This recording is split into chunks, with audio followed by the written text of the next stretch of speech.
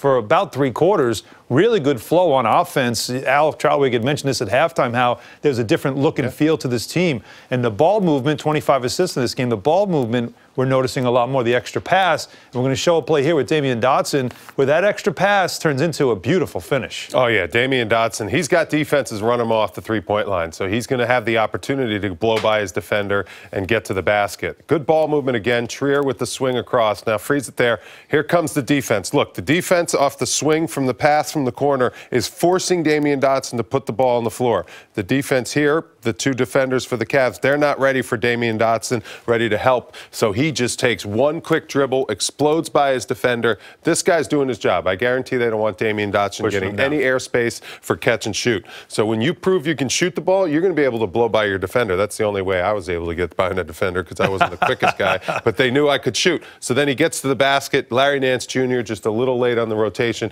and Damyean Dotson the sweet finish. Now, he did try to dunk later on in the game, and ended up getting undercut and ended up being out of the game because he landed on his hip and his tailbone. So hopefully he's okay. But I like the aggressiveness in him attacking the basket when teams take him out of off the three-point line. That first time around, Larry Nance made a business decision. The second time around, he said, okay, I'm not giving up another dunk. And it actually, unfortunately, ended up in Dotson getting hurt.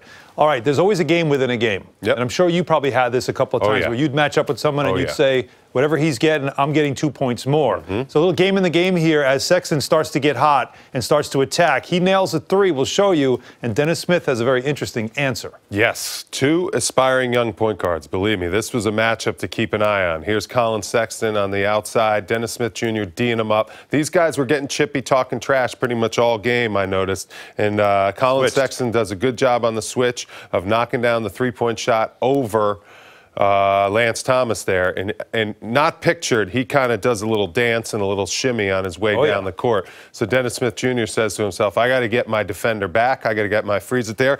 They're going under the screen with Dennis Smith Jr. And when that happens, Dennis Smith Jr. has to take this jump shot and can't just settle for a pass. This is a dare shot. Teams are saying, you're not a good enough percentage 3-point shooter. We're going under screens. We're going to live with giving you this shot. We're daring you to make it. I love the way Dennis Smith Jr. early in the shot clock didn't hesitate. Colin Sexton, no ability to contest, and Dennis Smith Jr. gets him right back and nails that 3-point shot.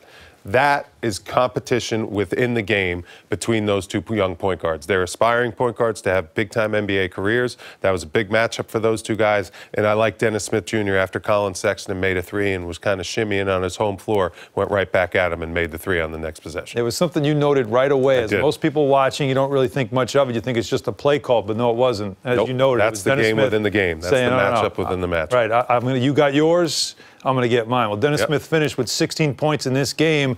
3-pointers. He took 9 in this game, which is a high for him, and he made 3.